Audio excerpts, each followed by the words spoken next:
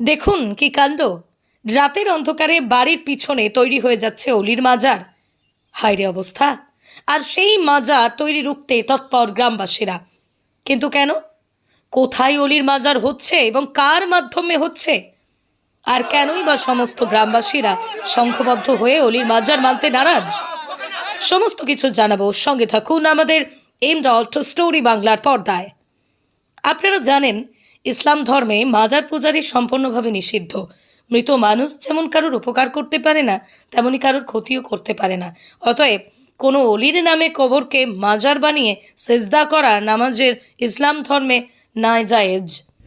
কালকে রাত্রিতে হঠাৎ কোথা থেকে একজন লোক নিয়ে এসছে, এখানে বলছে যে এখানে অলির কবর আছে বলি, অলির মাজার আছে বলি খুঁড়িছে, কিছুটা খুঁড়িছে, কিচ্ছু দেখাতে পারেনি।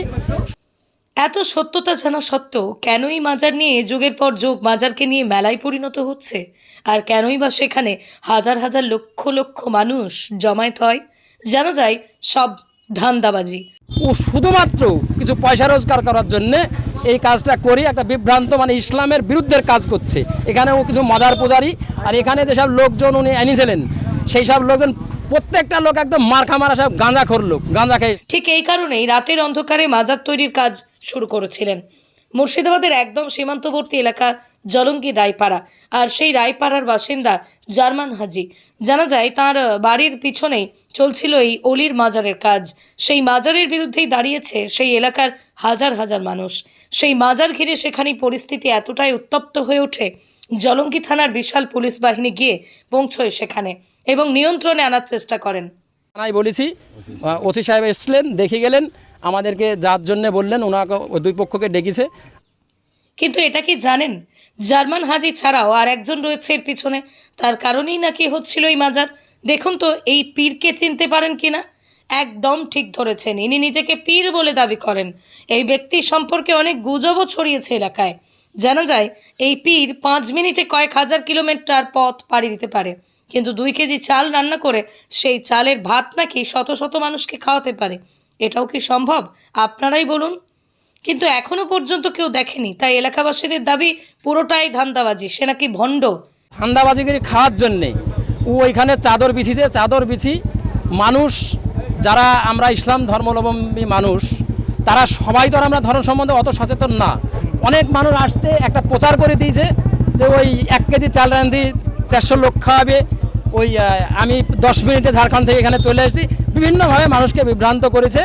করি ও শুধুমাত্র কিছু পয়সা রোজগার করার জন্যে এই কাজটা করি একটা বিভ্রান্ত ইসলামের বিরুদ্ধের কাজ করছে। এখানে ও কিছু মাজার পূজারি, আর এখানে যেসব লোকজন উনি এনেছিলেন সেই সব লোকজন প্রত্যেকটা লোক একদম মার্কা মারা, সব গাঁজাখোর লোক, গাঁজা খেয়ে এসেছিল। আরও জানা যায় এই পীরকে সঙ্গে নিয়ে রায়পাড়ার জার্মান হাজি তার বাড়ির পিছনে রাতের অন্ধকারই তৈরি করেছিল অলির মাজার। কারণ সেই অলির মাজার থেকে টাকা ইনকাম করার একটা বড় কৌশল চালু করতে যাচ্ছিল জার্মান হাজি সহ এই পীর বাবা। কিন্তু সব দিল ভেস্তে সেই গ্রামের বাসিন্দারা। স্টোরি বাংলা, শুধু খবর নয়, সবার কথা সবার কাছে। আজকে সকালবেলায় শুনলাম যে এখানে একটা 400 বছর আগেকার খাজা মঈনুদ্দিন চিশতির নাম সবাই শুনেছেন। সেই পৃথ্বীরাজের সেই গল্প অনেকেই যারা শিক্ষিত মানুষ তারা সকলেই জানে। তো আমি যে ওই বুজরুকি যে পীর এসেছিল তাকে আমি শুনতে পাওয়ার পরে এলাম, এসে ওনাকে জিজ্ঞেস করলাম সরাসরি যে বলেন তো এখানে মাজারটা কিভাবে হলো?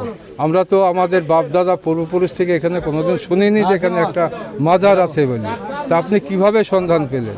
বলে আমি ওহি মারফত পেয়েছি। তাহলে ওনার নাম কি? একটা কি নাম বললো, আমি মনে নাই সকালবেলাতে। এটা বানানো, পুরোটাই বানানো।